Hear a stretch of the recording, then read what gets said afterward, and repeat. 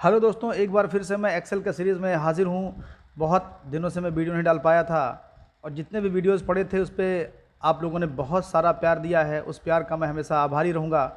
आज से मैं एक्सेल का सीरीज़ शुरू कर रहा हूँ जो पार्ट 1, पार्ट 2, पार्ट 3 के तरीके से आपको मिलता रहेगा। इसलिए आप लोग अगले पार्ट का ज़रूर इंतज़ार करें और अगले पार्ट को ज़रूर देखें। आइए शुरू करते हैं। ये आपके सामने जो खुला हुआ है ये एक्सेल है।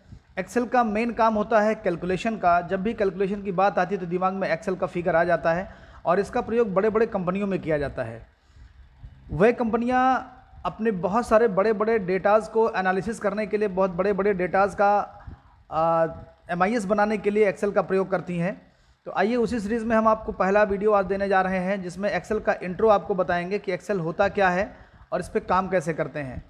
तो माय डियर फ्रेंड्स, ये एक्सेल का शीट है जिसमें यहाँ पे ऊपर आप देख रहे हैं ये चीज़ आपका कहलाता है टाइटल बार, जहाँ पर आपके एक्सेल के फाइल का टाइटल आता है।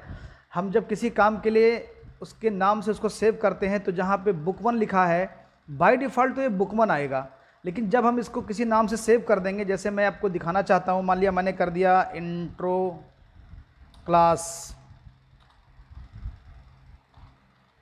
Of Excel.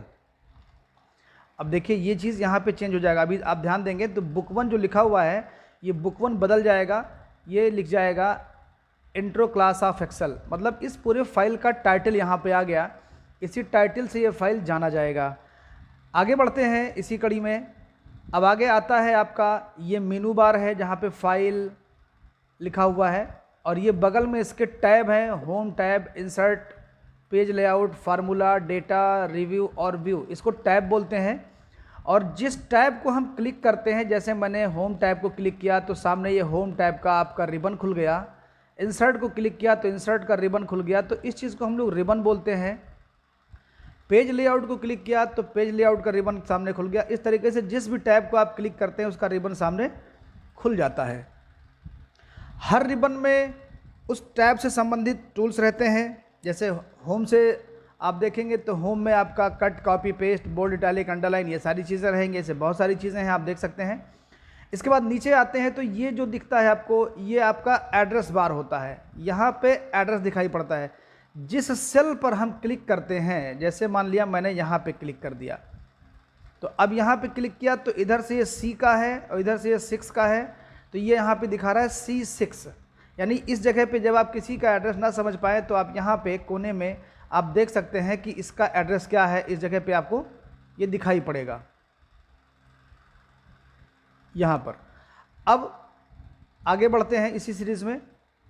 ये चीज़ जो आपका है B लिखा हुआ है या इसके आगे A लिखा होगा, इसको बोलते हैं हम लोग कॉलम। ये चीज़ आपका कॉलम है जो इस तरीके से चल रहा है, यानी कि वर्टिकल, इसको वर्टिकल बोलेंगे।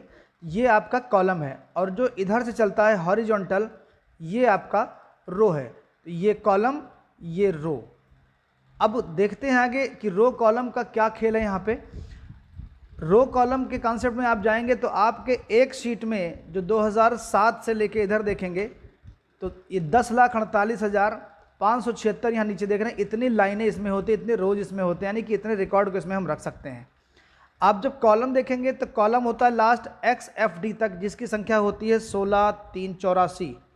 इतनी संख्या होती है इसकी, 16,384 इतनी संख्या होती है। अब कैसे हम इनको यूज़ करते हैं उसके कॉन्सेप्ट में देखते हैं। आप देखिए जहाँ पे एक कॉलम इस तरीके से आप देखते हैं, कॉलम आपका कैसा होता है, कॉलम आपका वर्टिकल होता है, ये कॉलम है और इस तरीके से ये रो होता है। तो आप देखते हैं यहाँ पे कॉलम और रो के खींचने पर बीच में ये संरचना बनती है, चौकोर संरचना बनती है, रेक्टेंगुलर एरिया बनता है इसमें। ये चीज़ हमारा कहलाता है सेल। ये चीज़ हमारा कहलाता है सेल। सेल का ही सारा खेल होता है एक्सेल में। अगर सेल का आप सही प्रयोग नहीं करेंगे तो आपका रिजल्ट सही नहीं आएगा। अब देखते हैं सेल का प्रयोग कैसे करना है। इसमें आगे देखते हैं सेल का प्रयोग कैसे करना है। जब हम किसी वैल्यू को उठाते हैं तो उसके सेल एड्रेस के हिसाब से उठाते हैं। अब सेल एड्रेस कैसे लेंगे? सेल एड्रेस के लिए आप पहले कॉलम हेडिंग को लेते हैं और कॉलम हेडिंग के बाद आप रो हेडिंग को लेते हैं। जब आप दोनों को मिलाते हैं तो बनता है आपका सेल एड्रेस। जैसे मान लिया कि इसमें मैंने कुछ लिखा, मान लिया इसमें मैंने लिखा इंडिया, अब ये इंडिया जो आपका आया, ये आपका आया सी वाले कॉलम में और 4 वाले रो में आया। आप देख सकते हैं सी वाले कॉलम में आया ये और 4 वाले रो में आया। तो इस वाले जगह का नाम हुआ C4। तो हम जब भी आगे कोई कैलकुलेशन करेंगे तो इस सेल एड्रेस के आधार पे करेंगे। अब सेल एड्रेस का आप कमाल देख सकते हैं, अगर मैं यहीं पे ये सेल एड्रेस लिख देता हूँ इक्वल साइन के साथ, क्योंकि एक्सेल में किसी भी फार्मूला को यूज़ करने के लिए सेल एड्रेस के साथ इक्वल साइन लगाएंगे या फार्मूला के साथ इक्वल साइन लगाएंगे। हमने लिखा C4 जो फार्मूला था, देखिए यहाँ पे भी इंडिया आ गया, क्योंकि ये एड्रेस पे काम करता है। इस एड्रेस का जो वैल्यू था उसने उठा के यहाँ पे लिख दिया। और सेल एड्रेस में कभी भी हम इन्वर्टेड कामा नहीं लगाएंगे, यानी डबल कोट या सिंगल कोट नहीं लगाएंगे। अगर हम डबल कोट ऐसे मार देंगे तो ये हमारा काम नहीं करेगा, ये हमारा एक टेक्स्ट बन जाएगा, ये उस एड्रेस पे नहीं जाएगा। तो अब देखिए इसमें इस तरीके से जब हम एड्रेस लिख लिए हैं तो काम कर गया है। अब इसको हम हटाने के लिए क्या करेंगे, इसको हटाने के लिए हम ये कर देंगे तो एड्रेस फिर से काम कर जाएगा।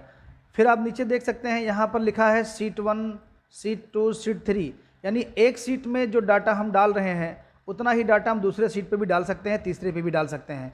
तो sheet 1, sheet 2, sheet 3 by default दिखाई पड़ता है। अगर इसमें आपको नया शीट ऐड करना है तो इस वाले जगह पे आप क्लिक करके ऐड कर सकते हैं, शिफ्ट प्लस F11 से आप ऐड कर सकते हैं। इस पर मैंने क्लिक किया तो शीट 4 भी आ गया, इस पर क्लिक किया तो 5 भी आ गया, 6 भी आ गया। जितना मन करे आप बढ़ाते चले जाइए जितना आपको काम करना हो।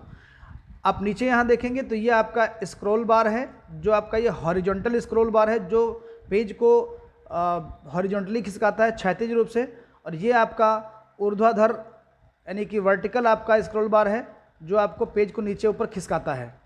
इस तरीके से आप देखते हैं जो आपका कॉलम हेडिंग है वो अल्फ़ाबेटिकल होता है और जो आपका रो हेडिंग है वो आपका न्यूमेरिकल होता है। इस तरीके से आपके शीट का इंट्रोडक्शन मेरे हिसाब से नॉर्मली कंप्लीट हुआ, बहुत ज़्यादा डेप्थ में जाने की ज़रूरत नहीं है। अब इस शीट को आपको सेव अगर करना है, इस शीट में आपने कुछ काम किया है, इसको आपको स्टोर करना है, तो आप यहाँ फाइल में जाकर के save, save as, open, close, इस तरीके से सारे ऑप्शन यूज़ कर सकते हैं। इन्फो, रिसेंट, ये सब सारी चीज़ें, इस पर मैं बाद में बात करूँगा। फिलहाल आपके कोर्स का जो पहला क्लास था इंट्रो क्लास एक्सेल शीट का वो समाप्त होता है। दोस्तों आगे कड़ी को देखने के लिए आप चैनल को सब्सक्राइब कीजिए जिससे आपको नई वीडियोज़